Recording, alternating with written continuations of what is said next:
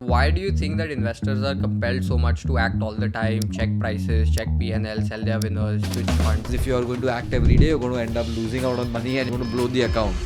Stock market is one of the few businesses where inaction is rewarded. Loss aversion. People hate losing money more than they like making money. If you look at Buffett's long-term track record, he's had periods where he's done extremely bad. Forbes wrote this article where the cover page said that, is there anything left in Buffett or not? My neighbor is making money, I'm not making money, and they end up making those mistakes. People are addicted to looking at the prices 5 times in a day. Can I ask you guys, how many times do you check the screen on a daily basis?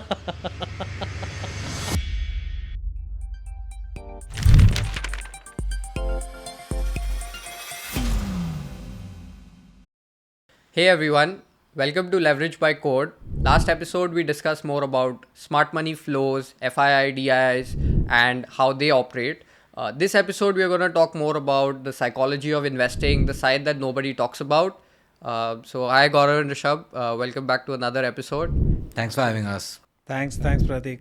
Let's do this. Yeah, so everyone talks about the stock picking side of investing, but we know that 80% is psychology and 20% is the real thing. So what do you guys think about psychology being a big part of investing and getting those actual returns? Pratik, I think it's probably like even more than 80%, right? I don't think, stock picking is as hard as we say it is. There are lots of things that are pretty straightforward, simple. For example, to start off with, if you look at Buffett's long-term track record, also, he's had periods where he's done extremely badly. I remember that, his track record from 1995 to 1999 was really bad. Like, he underperformed across the board. Like, he underperformed all the indices. And that time the tech bubble was an ongoing phenomenon. And Forbes wrote this article where, is there anything left in Buffett or not? And to go through something like that, 5, 6, 7 years of underperformance is insane, right? Like, we see 3 months of underperformance and we feel like, it's adding some sort of pressure to us. But to do that over a 5, 6 year period requires, a different pedigree in itself. And then 2000 and 2001, Nasdaq was down about 75-80% and he was up.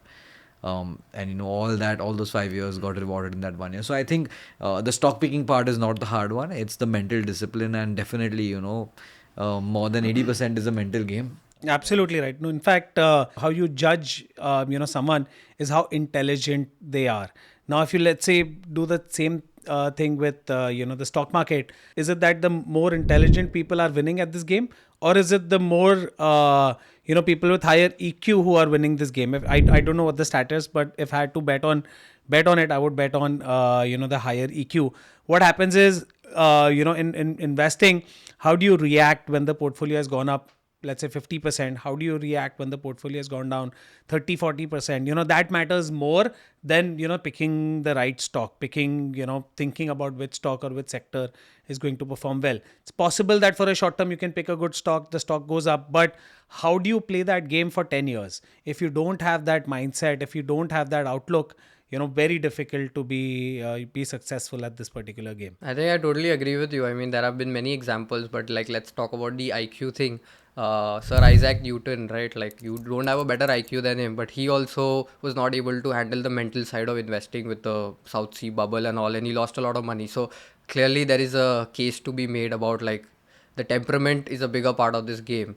Rather than IQ. Absolutely, having that stomach and going through those ups and downs, that's the key part, right? Because it's never going to be a straight line. You're going to have years where you underperform, and what you want to stick by in those years is the process, right? Having conviction comes through knowledge, and then obviously, like, be able to take risk at the right time when everything is looking bad, markets are falling, and then to jump in and buying, buy what you want to buy, right? 2008, Buffett was a buyer of goods because he realized that, things are available way below intrinsic value. But in hindsight, it looks all good, right? Looks like, it was a very obvious buy. But when you're out there and you see, like, people have lost their jobs, it was looking like no one's coming back from this. America's never going to recover from this, and this is probably the worst there has ever been. So, to go through that, it's pretty much a mental game, and I think you have to train yourself to get there. It doesn't come naturally for everyone. You have to sort of surround yourself with the right people, read the right books, say the right story to yourself, and that's when you get better at this. So you mentioned the process part. We are a quant fund. How important is it for a quantitative fund to, use the advantages of quant, especially when there are trying times emotionally? How does that help you? Absolutely. I think the biggest edge that quant has is the fact that it keeps the emotion on the side, right? So what happens with the quant model, the advantage of going to seeing a quant model is that you've looked at 20, 30 years of data and you've seen such situations in the past. For example, like what we are going through today, anyone running a quant model on the small micro cap side is seeing a good amount of underperformance, right? So you're seeing that Nifty is flat or large caps are doing well and the small caps. So on the index you're not seeing any sort of drop, but on the small cap side you're seeing that drop. Now we've seen this back in 2018, we've seen this back maybe in 2011 to 13. We've seen that these kind of phenomena come and go, and the reason we've seen it is, even though we were not investors back in 2011 and 13, but the fact that we've seen the data,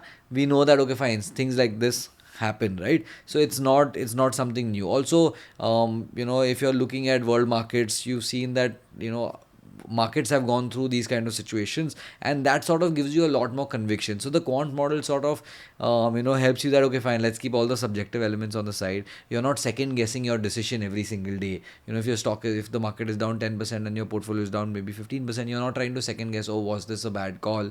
I think what you would end up guessing is that okay, fine, can I make my model a lot better? Could I avoid situations like this? And I think there's a constant learning curve out there. But let me, talk more about the discipline side of it.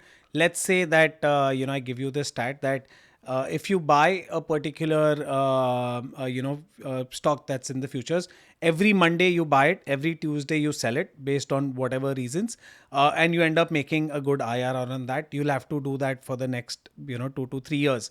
Now, if you had to do it manually, it's going to be very difficult. You do it 2 times, 3 times, the fourth time you realize maybe it's not working for you. The fifth time, maybe it's working for you. You think, hey, let me increase my position size. Maybe this is working for me. By the time you reach the sixth, seventh time, there are already 10-20% errors in the execution that you've made. Quant, where it helps us is, when you have set those systems, you don't have to, open the trade and, look at what you've done. You only look at, the output. I mean, for us also, it's not like we're tracking the markets on a day-to-day basis. What we try and look at more is, did it perform as we had thought it? So at the start of a particular trade, we assign a particular probability to it. Let's say, for example, if there are 4 different options that we have that can be invested in, we look at different probabilities. We look, assign different, values to each of those probabilities, and then reevaluate after things have changed considerably. How also this works is the things that we are tracking are slow moving. So for example, the GDP numbers are not going to change on a tick basis. The inflation numbers, the interest rate numbers are not going to change on a tick basis. For example, the top 50 companies that are there in India today, that's not going to change on a daily basis. So these items are slow moving. And then once you look at it every quarter, every 6 months, you understand how things have changed and how do you reposition yourself. Rather than taking a call every day saying what I did is right or wrong, this helps you slow down the entire process and zoom out of it and then evaluate the situation. So when we talk about psychology, right, there are a lot of biases that humans have.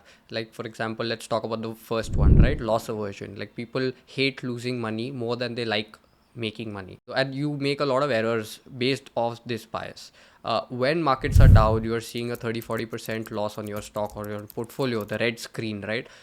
It makes you want to do things which, let's say, rationally do not make sense. How do someone, for example, try to solve this for themselves? Yeah, I think we face this all the time, right? Like I've seen this, that where if someone's holding a stock, in fact, even recently, like, your client came to us and saying that, okay, fine, I have this stock portfolio, I invested about 30-40 lakhs in this, and today it's down by like about 20%, so let me do one thing, let me wait for it to recover, and then, I'll sell it at cost. sell it at cost, right? I find that really silly, because what you're trying to do is that, okay, fine, say, you bought a stock and you bought it at 100 rupees and it's at 85 rupees. Now, what you're thinking is that, this will mean revert for whatever reason. There is no sort of fundamental reason to, hold on to that stock. But what you're thinking is that, okay, fine, let me hold on, let me make money out of the stock itself. But the thing is that, see, you could have a much better opportunity and you can make money out of something else. So if you fundamentally studied and you understand that, okay, fine, the business is available at a good value today and it's, it's being mispriced, I need to continue holding it, it makes sense. But it doesn't make any sense that I want to make money out of the same stock itself. So it's pretty silly to look at it that way. What you want to do as an investor is that look at it very objectively. Now, the bias, right, the loss aversion bias comes from the fact that you're so emotionally attached to the stock that, okay, fine, I want to make money out of this stock itself. And, you always also end up thinking that, okay, fine, I will exit at 85 and then the stock will move up. So I'm going to feel really bad about it, right? So these emotions are very subtle. You're going to go through them, but that's the edge that an investor has, right? Like that's what a successful investor does, that you're very self-aware. You understand that this is not the right thing to do. What you want to do is that figure out, is it objective to hold on to this business, or do I have a better opportunity because I could recover the same thing from another business also. Within this, there's also a lot of mental math that's involved. Now this might not be right fundamentally, but the math helps them, get comfort or get, justify the whole thing. So I'll give you an example. Let's assume that you bought 10 stocks. Now 50% of them doubled. And then, the mental math that you did is, hey, if I sell, half of it, my investment is free. And then I'll just let the profit, work for me. Now assume that the other 50% fell to half, and then what you're thinking is, hey, now this is a good time for me to invest, so you put all your money there. So what has happened is you have cut your winners. The stocks that go from 100 to 500 will cross 200 at some point in time, but you've sold half of it. You've invested the money in low performing stocks which haven't performed historically. Now it's possible that in a particular situation that this trade works out for you, but is this mental accounting really going to change the underlying fundamental of the stock? That's not going to happen. So how do you create a system where you're comfortable that if I do this for the next 5 to 10 years, this works out for me? If I do this for the next, sort of 20 years, the system itself is working for me. Now, for example, for us to really know if something like this works, we can easily run a backtest saying that, let's say I start with a portfolio of 100 stocks. With the stocks that go up, I sell them at a particular point. If the stocks that go down, it, add to the position. I can tell you something like this. In fact, we are doing the opposite. Something that has worked historically, something that goes from 100 to 120 has a better chance of, increasing rather than something that has gone from 100 to 90. So we, in fact, bet on that, where we want to chase the winners and cut down the losers. Absolutely. Actually, what you mentioned is very well covered by Peter Lynch, where he says like what investors generally end up doing is they cut their flowers and water the weeds. Correct. Right. So that is exactly what happens. That we, in fact, intuitive to people, we actually like buying at a all-time high rather than an all-time low, because that's what the data suggests, and that's a rational thing to do. So another, for example, if we can talk about, let's say, FOMO, right, which is basically the fear of missing out. If there is a sector that's booming, basically any kind of excesses that get built up is through this emotion of maybe, my neighbor is making money, I'm not making money, and they end up making those mistakes. Would you want to like talk about how we can avoid them, and also what that causes in terms of your portfolio ends up being skewed in a particular way?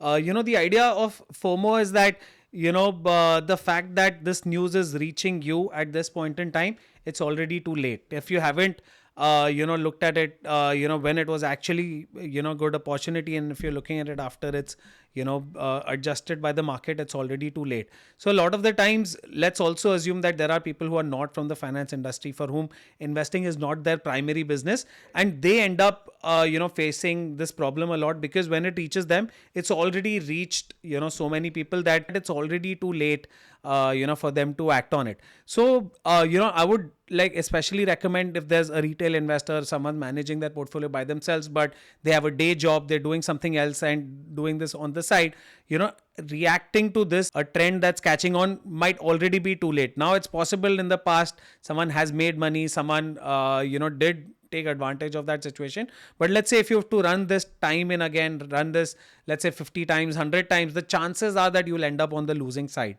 So, I mean, it's on the other way, it's other side, it's possible that there's a fund manager who's closer to the situation, who understands how things are going to change and takes a call that within 3 months, things are going to move, and then invests in that early. Now, that is a different situation. That's not FOMO. That's actually, intelligent acting on that particular situation. Absolutely. Yeah, so another bias that we can talk about is the anchoring bias, which is so prevalent. Like, any thoughts on that? I have an example to give. So I was talking to someone in the industry. They had bought a particular stock at a particular price, and I was talking to them about this new opportunity that's there. And they mentioned that, hey, you know what? I'm currently tight on investments and don't want to move my entire portfolio.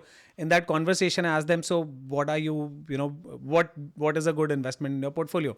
What they mentioned is, hey, I bought this particular stock. It's gone up to 65, and now it's down to 45. So when it comes back to 65 is when, I'll be looking to exit that, because below that it's undervalued. And I mean, honestly, I could not make, sense out of it. I could not understand why is 65, the anchor price for that, and why at 45 is it undervalued. It's still possible that it's overvalued at 45.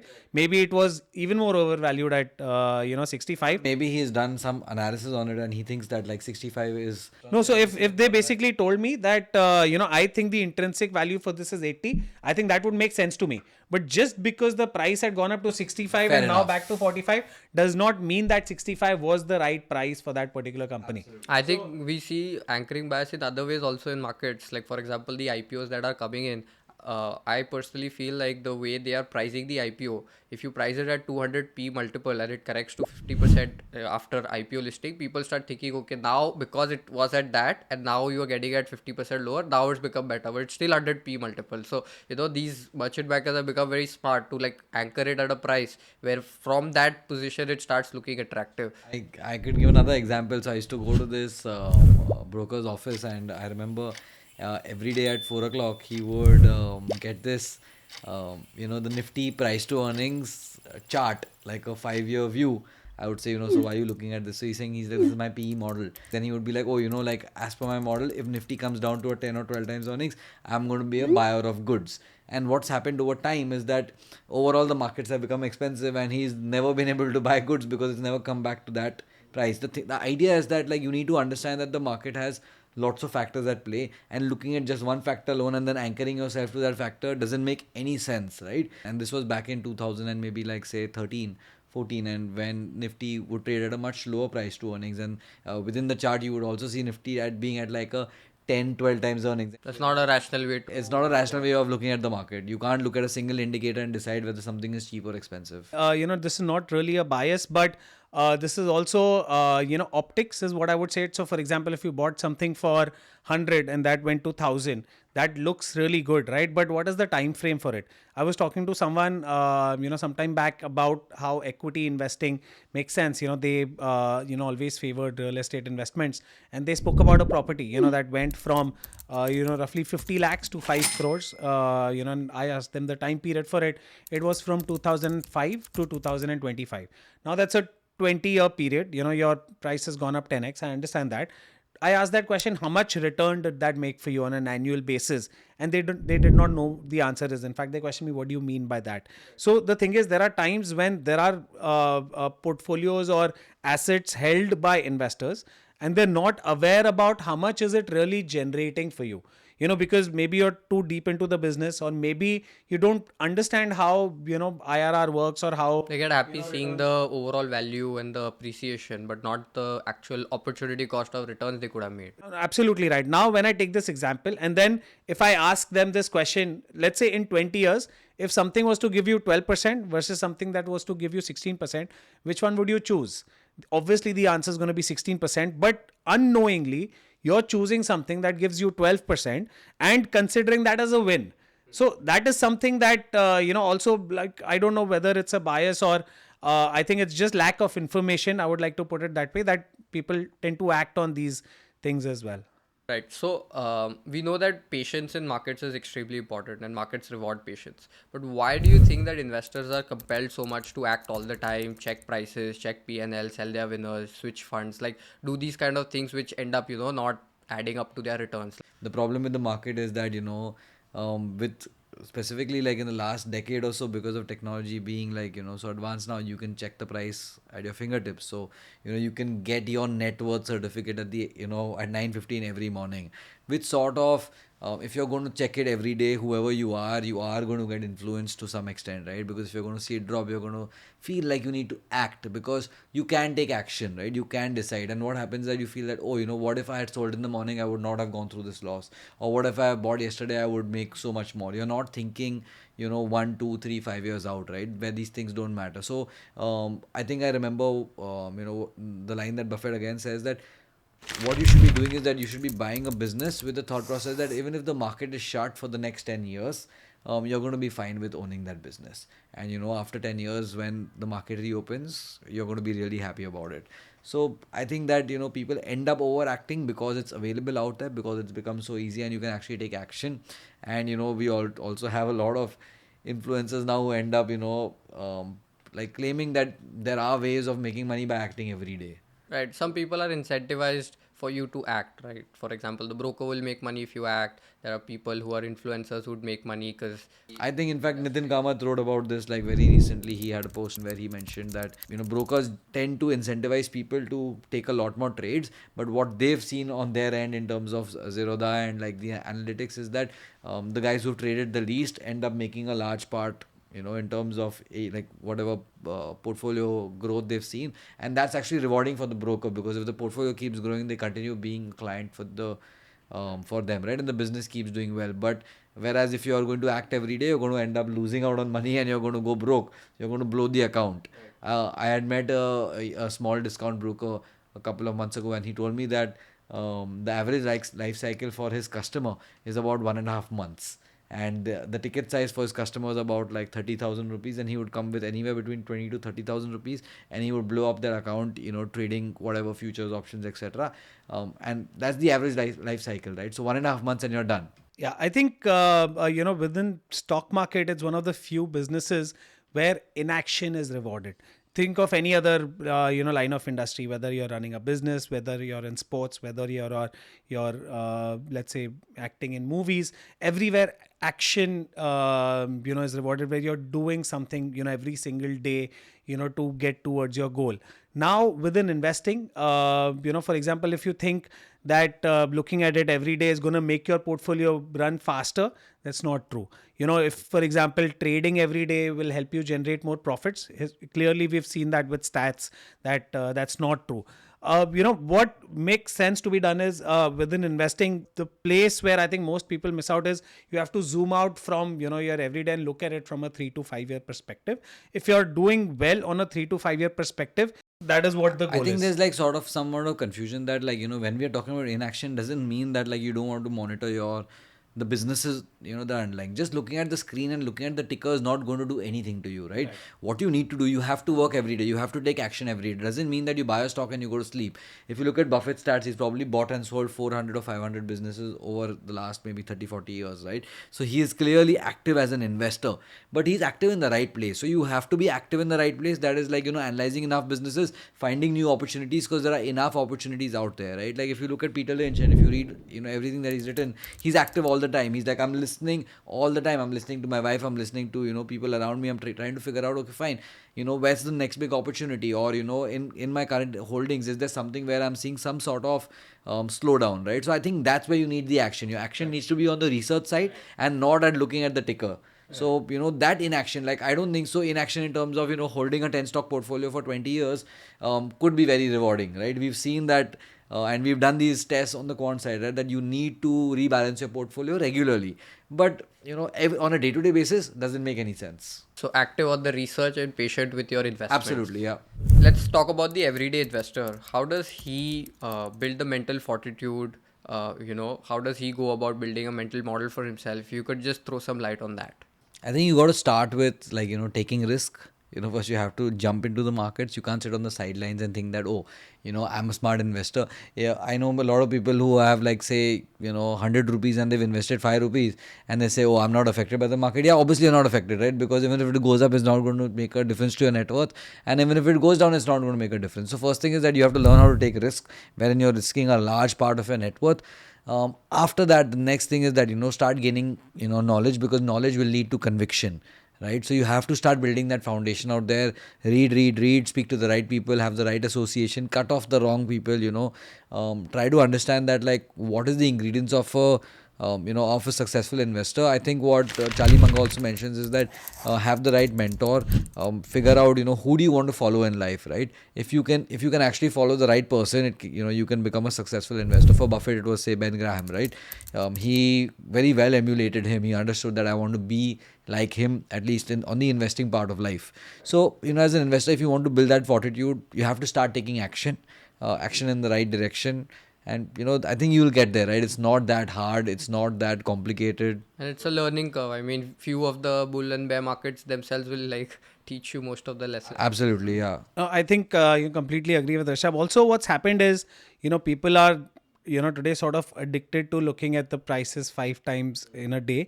And that, causes you to take action at times. I think a recommendation to, let's say, people who know that the stock portfolio that they've invested in, maybe it's through an advisor, maybe it's a mutual fund, maybe it's through a PMS that they've invested in.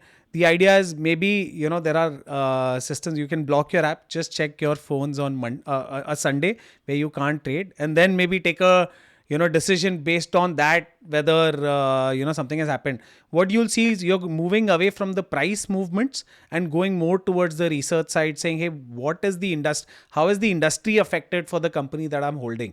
You'll go towards that side, and that will build conviction, whether you end up buying or selling, but that will be based on conviction that you personally have.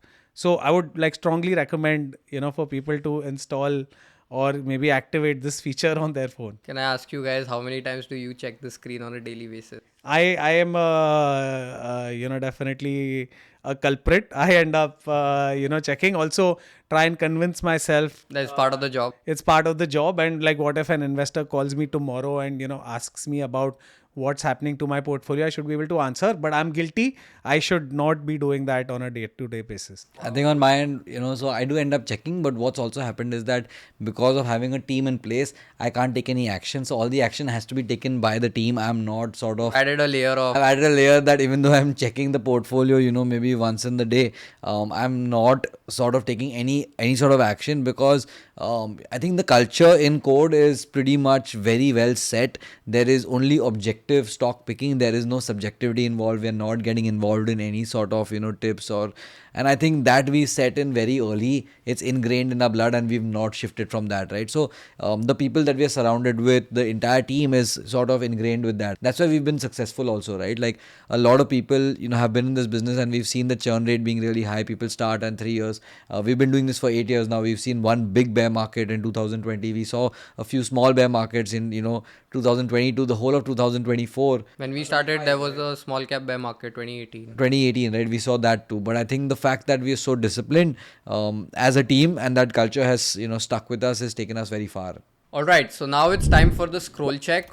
We've pulled out few of the posts on investor behavior, and let's see what the internet thinks and have our fund managers react to them. So the first one is SIP stoppage ratio hit 128% in March 2025. More people quitting than starting. Market down 15%. Everyone panicking. I stopped my SIPs too. Why keep buying when everything is falling? Will restart when markets recover. I think this is exactly opposite of what you have to do, right? Like if the markets are falling, you're going to get goods at a lot cheaper price. So I think it's pretty silly to stop your SIP at the exact time when the averaging is going to come into picture, right? Where you're going to get in at a much lower price. That's the beauty of an SIP, that you keep, adding as things get cheaper. In fact, in one of our strategies, we implement this, that as markets keep going through drawdowns, we keep moving to more aggressive assets. Adding SIPs in the drawdown end up giving you higher IRRs. Absolutely right. We've seen those math, and I think that's available like even on the internet, right? Like buying when the markets are in drawdown could completely change your XIRR. So The way an SIP is structured is that if the price is high, you get lesser units. If the price is low, you get more units. That's the rupee cost averaging or dollar cost averaging, as you call it. I would say that for someone to act on a particular information, maybe the market falling, it gives them the sense of control. That's the reason why they end up acting on it. You don't panic at that point in time. The idea is not to just ensure that your portfolio stays at a higher point in time. Obviously that's one of the important factors, but the second thing is you should not panic at that point in time and take a decision that you're going to regret at some point. So the next one is lost 4.2 lakhs in FNO this year. Started with 50,000 in Jan, thinking I'd make quick money. Kept adding capital to recover losses. SEBI says 91% of retail traders lose money, but I thought I'd be in the 9%. Turns out the house always wins. Should have just done SIPs. It's not the house that always winning. There's always another party that's winning. So what SEBI says is 91% retail participants lose money. What SEBI is not saying openly, and you can go out and check out in the news, is that 90% of algorithmic trading funds or institutional funds end up making money. So you're not losing money to another retail person, you're losing money to institutions. These institutions are structured in such a way that they have their systems running, they have co-location facilities, they trade by the tick. Again, we're just talking about the derivative market and not talking about equity market. Over there the systems are so advanced that within a second 100 trades have been placed and executed and profit has been made on that. So it's very difficult to compete within that segment against those institutions. So the only solution that I would say here is, if you're entering the FNO market or the derivatives market with a view of making money, that should absolutely stop. You should not think of you having a chance against these guys. If you're entering the derivative market to hedge your portfolio, saying that if the market falls 10%, my portfolio is going to fall 10%, but this put will help me make money, at least your purpose will get served. It's possible that over a 6-month period you still lose money on that, but you would have made money on your portfolio as well.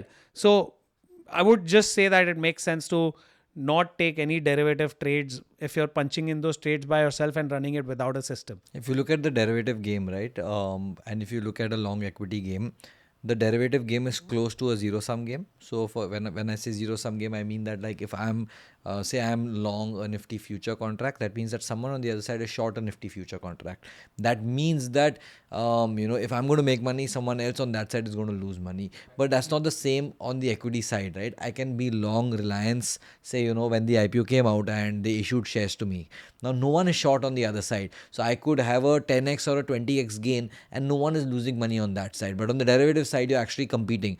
Moving on to our next segment, which is answering the internet, where we've pulled out some questions from you, which have come into our DMs, and I'll be asking you guys. So the first question is, my colleague made 40% in small cap fund last year. I made 12% in large cap fund. He won't stop talking about it. How do I not feel like an idiot? I believe this question is a little predated because I don't know which small cap fund has given 40%. But basically, we get the gist about what he's trying to feel. Fair enough. I mean, this is what we spoke about, right? Like that fear of missing out and the fact that, you have to cut out the risk. I think he needs to review his portfolio. So you got to realize that I don't think so ignoring all sort of information is important. You got to figure out, okay, fine, is there a basic premise that he's saying? Is there something that that holds true, that, okay, fine, what was he, his investment, was it based on some sort of thesis? Did he do some analysis based on which he invested in the small cap fund? Was that small cap fund just one of the 20 funds that he's invested in and he's just pulling out the best fund? Then it makes sense to just ignore, right? But if he took the analysis and he took the time out to actually invest in the small cap fund and a large part of his net worth was invested out there, makes sense to ask him that, okay, fine, how do you make that decision? And then take that as a learning curve from there. So just blanket ignoring something like that doesn't make sense. You take a deeper dive into it and figure out, okay, fine, can I get better at what I'm doing? There'll always be someone who would have made more money than you in So market. yeah, so that's when you have to actually realize that was that decision a factor of luck or was it a skill? And you have to be able to differentiate that as an investor, right? Like we've had investors, I've had a mutual fund investor who's been able to time the market, every 2-3 years in some sort of regular fashion, wherein he's done, better than most fund managers out there. And the idea was that when he told me this, my first thought process, okay, fine, can you tell me more about how you do this, right? Is there, and I want to figure out, dissect that, okay, was it just luck or was it skill? Was he actually basing it based on something? Perfect. This is a question. I know we have some strong views on this, so let me ask this. I've been investing for 3 years and my portfolio is barely up. Should I just give up and put everything in FDs? Rishabh, would you like to? Yeah, I think so. Like, it's really silly to put your money in an FD. Even if your portfolio is done like a 4-5% per annum, it's probably done better than an FD post tax. And if you just look at the pace of, the money printing that's going to come in the next couple of years, FD would probably be your worst option. Unless you really need the money in a couple of months or, in less than a year's time, then, it would make sense to have an FD because markets are volatile. But, if the idea is that you want to be invested for 3-4 years, then it's a pretty, no-brainer, idea that you should not be putting your money in an FD. You should be completely invested, in equities. You can be prudent. You can decide, how you want to do your allocation. But FDs is a no-go from our end for sure.